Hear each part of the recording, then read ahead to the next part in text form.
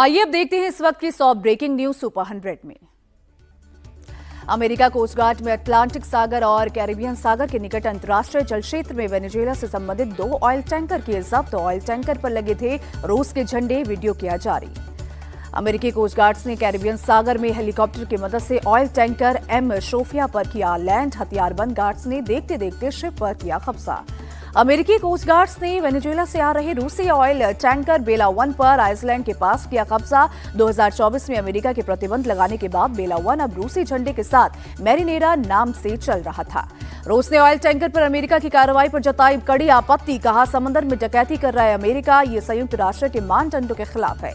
रूस की आपत्ति के बाद व्हाइट हाउस ने किया पलटवार। कहा, आप भाग सकते हैं पर छिप नहीं सकते। ब्रिटेन के रक्षा मंत्री जॉन हीली ने किया दावा, प्रतिबंधित ऑयल टैंकर को जब्त करने में ब्रिटेन के रॉयल नेवी ने की अमेरिकी कोस्ट गार्ड्स की मदद। ब्रिटिश नेवल बेस का किया गया इस्तेमाल। अमेरिका के मिनियापोलिस में अमेरिकी इमिग्रेशन एजेंट ने कार में बैठी महिला को मारी गोली। महिला की मौके पर हुई मौत। एक शख्स ने बनाया फायरिंग का वीडियो। महिला की मौत के बाद भड़का लोगों का गुस्सा। अमेरिकी इमिग्रेशन के खिलाफ जमकर की नारेबाजी। पुलिस ने दागे केमिकल गैस के गोले। ट्रंप प्रशासन ने इमिग्रेशन एजेंट की फायरिंग को बताया आत्मरक्षा में उठाया कदम। शहर के मेयर ने महिला की मौत पर दुख जताते हुए फायरिंग को बताया गैर जरूरी। अमेरिका की ट्रंप सरकार का बड़ा फैसला। भारत फ्रांस के नेतृत्व वाले इंटरनेशनल सोलर अलायंस समेत 66 अंतर्राष्ट्रीय संगठनों से हुआ अलग। वही संगठनों को बताया एंटी अमेरिका। विदेश मंत्री मार्को रूबियो बोले, अमेरिका ने 66 अमेरिकी विरोधी और फिजूल खर्ची वाले अंतर्राष्ट्रीय संगठनों का साथ छोड़ा। हमारे हितों के खिलाफ काम करने वाले ग्लोबलिस्ट नौकरशाहों को सब्सिडी देना बंद। दिल्ली के तुर्कमान गेट की फैज़ इलाही मस्जिद के पास पथराव मामले में 5 आरोपी गिरफ्तार। शहनवाज, आरिफ, काशिफ, कैफ और अदनान को 1 दिन की न्यायिक हिरासत में भेजा गया। दिल्ली पुलिस ने तुर्कमान गेट हिंसा की जांच के लिए स्पेशल टीम बनाई। एक टीम सीसीटीवी फुटेज के जरिए कर रही पत्थरबाजों की शिनाख्त। दिल्ली पुलिस ने तुर्कमान गेट पत्थरबाजी मामले में 30 लोगों को किया आइडेंटिफाई। वहीं हिरासत में लेने के लिए कर रही है रेड। दिल्ली पुलिस की एक टीम सोशल मीडिया की जांच में जुटी। हिंसा में बाहरी लोगों और 1-2 राजनीतिक लोगों के शामिल होने की भी मिली जानकारी। तुर्कमान गेट हिंसा के बाद पुलिस ने निकाला फ्लैग मार्च। पूरे इलाके में भारी तादाद में फोर्स तैनात। दिल्ली पुलिस रामपुर से सपा सांसद मोहिबुल्लाह नदवी को पूछताछ के लिए भेज सकती है नोटिस। फैज़ इलाही मस्जिद पर नदवी की पुलिस के साथ बहस का वीडियो भी हुआ था वायरल। दिल्ली पुलिस की एफआईआर में बुलडोजर कार्रवाई के दौरान अचानक भीड़ उमड़ने की बात। रात 1:23 पर पत्थरबाजी शुरू। लगातार 10 मिनट तक पुलिस पर पथराव हुआ। घायल पुलिस वालों का बड़ा खुलासा। उपद्रवियों में ज्यादातर की उम्र 17 से 30 साल के बीच। करीब 2500 की भीड़ ने अचानक हमला बोला। तुर्कमान गेट पीस कमेटी का बहुत बड़ा दावा। कहा, जो कुछ हुआ उसे बाहर के लोगों ने किया। बवाल में स्थानीय लोग शामिल नहीं। हमारे प्रशासन को पूरा सहयोग। तुर्कमान गेट बवाल में सपा सांसद का नाम आया सामने। आधी रात को तुर्कमान गेट पहुंचे थे मोहिबुल्लाह नदवी। दिल्ली पुलिस करेगी पूछताछ। दिल्ली में बुलडोजर एक्शन को ओवैसी ने गलत बताया। कहा, यह वर्शिप एक्ट का उल्लंघन। वक्फ बोर्ड को हाईकोर्ट के फैसले के खिलाफ तुरंत सुप्रीम कोर्ट जाना चाहिए। आप विधायक अमानतुल्लाह खान बोले, मस्जिद के पास पुलिस की कार्रवाई पूरी तरह गैरकानूनी। जिस जमीन पर बुलडोजर चला वो वक्फ की प्रॉपर्टी। दिल्ली हाईकोर्ट ने दिल्ली नगर निगम को एमसीडी पार्क और शाही जामा मस्जिद के आसपास के इलाकों में अवैध कब्जे की पहचान करने का दिया आदेश। 2 महीने के अंदर सर्वे का दिया निर्देश।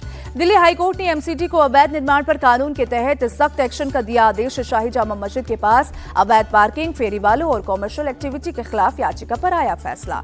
2020 दिल्ली दंगा के 4 आरोपी गुलफिशा फातमी, शिफा उर रहमान, मिरान हैदर और मोहम्मद सलीम खान की देर रात रिहाई। कड़काडुमा कोर्ट के आदेश के बाद न्यायिक हिरासत से मिली रिहाई। सुप्रीम कोर्ट ने दिल्ली दंगा की साजिश के 5 आरोपियों को दी जमानत। 5वें आरोपी शादाब ने दाखिल नहीं किया जमानत बॉन्ड। खालिद और शर्जील को बेल नहीं मिलने पर अभिषेक मनु सिंह भी बोले, कोर्ट के फैसले का पूरा सम्मान लेकिन सहमत नहीं। लद्दाख के क्लाइमेट एक्टिविस्ट सोनम वांगचुक की हिरासत को चुनौती देने वाली याचिका पर आज सुप्रीम कोर्ट में सुनवाई। वांगचुक की पत्नी ने उनकी हिरासत को दी है चुनौती। यूपी में असिस्टेंट प्रोफेसर परीक्षा निरस्त, धांधली और अवैध धन वसूली की शिकायत के बाद सीएम योगी का आदेश, जल्द निष्पक्ष और पारदर्शी परीक्षा कराने को कहा। सीएम योगी के आदेश पर एसटीएफ ने की थी गोपनीय जांच। गड़बड़ी की पुष्टि के बाद परीक्षा रद्द करने का फैसला। अप्रैल 2025 में हुई थी परीक्षा। असिस्टेंट प्रोफेसर की भर्ती परीक्षा में गड़बड़ी की जांच कर रही है एसटीएफ ने। एक गिरोह का किया पर्दाफाश। महबूब अली, बैजनाथ पाल और विनय पॉल को गिरफ्तार किया। संभल में एक और मस्जिद और मजार को नोटिस। कब्रिस्तान की जमीन पर बनी है दादा मियां मस्जिद और मजार हटाने के लिए 15 दिन का दिया गया समय। वाराणसी की दाल मंडी में आज भी जारी रहेगा डेमोलिशन ड्राइव। मियाद खत्म होने के बाद सड़क चौड़ीकरण को लेकर बुलडोजर एक्शन। 1 अप्रैल से शुरू होगा जनगणना 2027 का पहला चरण। सरकार ने जारी किया किया पहले फेज का नोटिफिकेशन। जनगणना के पहले फेज में तैयार की जाएगी घरों की लिस्ट। 30 सितंबर तक चलेगी लिस्टिंग की प्रक्रिया। 10 जनवरी को 3 दिन के दौरे पर गुजरात जाएंगे प्रधानमंत्री मोदी। सोमनाथ ट्रस्ट की मीटिंग के करेंगे अध्यक्षता। सोमनाथ मंदिर में विशेष पूजा में शामिल होंगे पीएम मोदी। जनसभा को भी करेंगे संबोधित। महाराष्ट्र के संभाजीनगर में एआईएमआईएम के 2 गुटों में जमकर मारपीट। इम्तियाज जलील के कार पर समर्थकों ने हमला किया। नगर परिषद चुनाव के लिए एआईएमआईएम से गठबंधन पर महाराष्ट्र बीजेपी का एक्शन। प्रदेश अध्यक्ष ने विधायक प्रकाश बरसखले को कारण बताओ नोटिस जारी किया। यूबीटी नेता अरविंद सावंत का बीजेपी पर अटैक। कहा बीजेपी देश की एकता को खत्म करने में जुटी। कांग्रेस मुक्त भारत की बात करने वाले कांग्रेस युक्त हो गए। एनसीपी अजीत गुट ने बीएमसी चुनाव के लिए जारी किया मैनिफेस्टो। पीने के पानी, ट्रैफिक और पोल्यूशन पर काम करने का दावा। एनसीपी अजीत गुट के नेता नवाब मलिक का आरोप, हिंदू मुस्लिम करके ध्रुवीकरण करना चाहती है बीजेपी सांसद मनोज तिवारी बोले उद्धव ने हिंदुत्व के साथ समझौता किया। मुंबई की जनता को करप्शन नहीं विकास चाहिए। टीएमसी नेता अभिषेक बनर्जी के दिनाजपुर में जनसभा।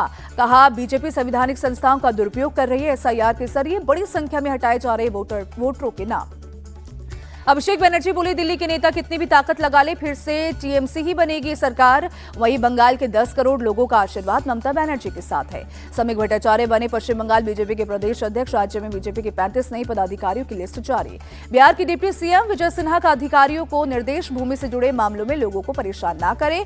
बीमारी का धीरे धीरे करना होगा इलाज, वरना हो सकता है रिएक्शन। विजय सिन्हा ने भूमाफियाओं को दी चुनौती।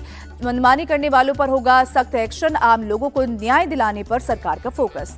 नशे के खिलाफ आम आदमी पार्टी के संयोजक अरविंद केजरीवाल की प्रेस कॉन्फ्रेंस। कहा पिछली सरकार के दौरान पंजाब नशे में डूबा था। कांग्रेस ने नशा तस्करों को दिया संरक्षण। अरविंद केजरीवाल बोले नशे के खिलाफ भगवंत मान सरकार ने बड़ा अभियान चलाया। आपने पंजाब को नशा मुक्त करने का वादा किया। जम्मू कश्मीर के कठुआ में पुलिस और आतंकियों के बीच मुठभेड़ के बाद एक्शन में सुरक्षा बलों के जवान सड़कों पर चला रही चेकिंग अभियान। लोगों की पहचान की भी कर रही जांच।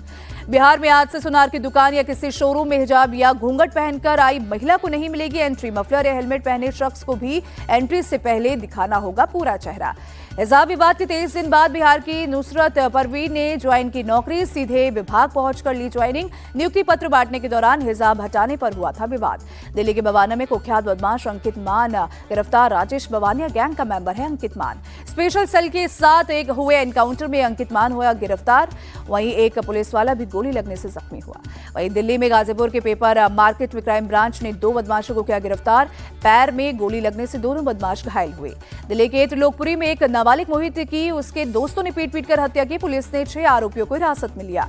पुलिस के मुताबिक सोमवार को मोहित एक गुट ने लाठी डंडे से पिटाई की थी। इलाज के दौरान अस्पताल में मौत हुई। पटना के पास दानापुर में बीती रात एक थार को लोगों ने किया आग के हवाले। तेज रफ्तार थार से कई लोगों के कुचले जाने के बाद भड़का लोगों का गुस्सा।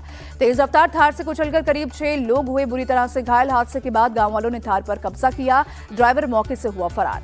पुलिस और फायर ब्रिगेड की टीम ने आग पर पाया काबू। घायलों को पहुंचाया गया अस्पताल। थार के ड्राइवर की तलाश में जुटी पुलिस।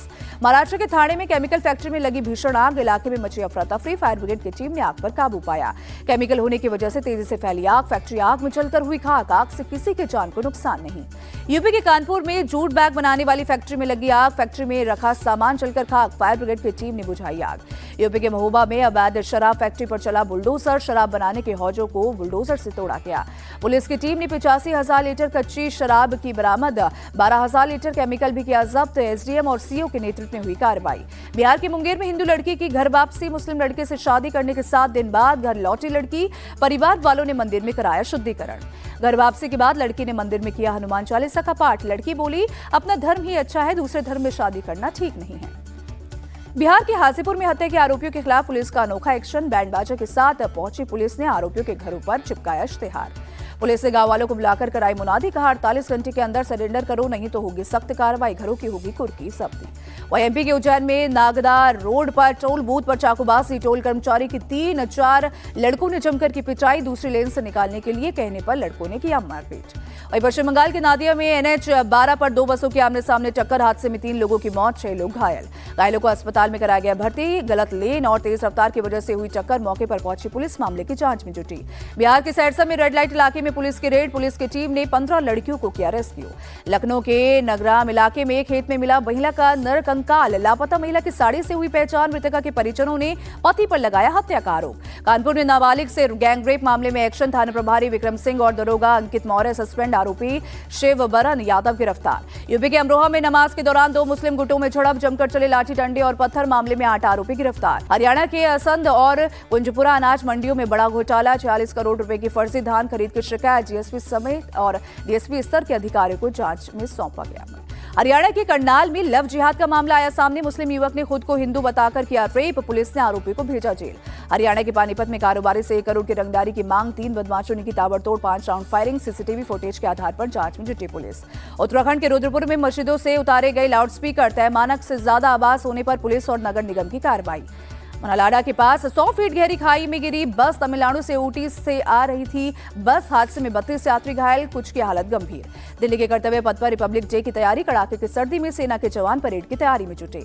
यूपी की मथुरा में छाया घना कोहरा। सड़कों पर विजिबिलिटी कम। हाईवे पर गाड़ियों की रफ्तार धीमी हुई।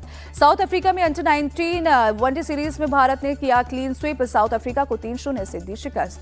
तीसरे वनडे में भारत की टीम ने 394 रनों का दिया टारगेट। साउथ अफ्रीका की टीम 160 रन बनाकर ऑल आउट हुई। भारत की तरफ से कप्तान वैभव सूर्यवंशी ने खेली विस्फोटक पारी। 74 गेंदों में 127 रन बनाए। एरॉन जॉर्ज ने 118 रनों की पारी खेली। वनडे में लगाया पहला शतक। वैभव सूर्यवंशी बने player of the match. Player of the series में वैभव के नाम। वहीं वैभव ने 63 गेंदों में लगाया शतक। विमेंस प्रीमियर लीग में मुंबई की कप्तान हरमनप्रीत कौर ने अपनी टीम को बताया संतुलित। कहा टीम में बेवजह बदलाव करने का कोई मतलब नहीं। भारतीय बैडमिंटन खिलाड़ी पीवी सिंधु की 2 महीने बाद जीत से वापसी। मलेशिया ओपन में चीनी ताइपे की खिलाड़ी को दी शिकस्त। पुरुष डबल्स में सात्विक और चिराग शेट्टी की भारतीय जोड़ी ने दर्ज की जीत। चीनी ताइपे की जोड़ी को 35 मिनट के खेल से शिकस्त दी।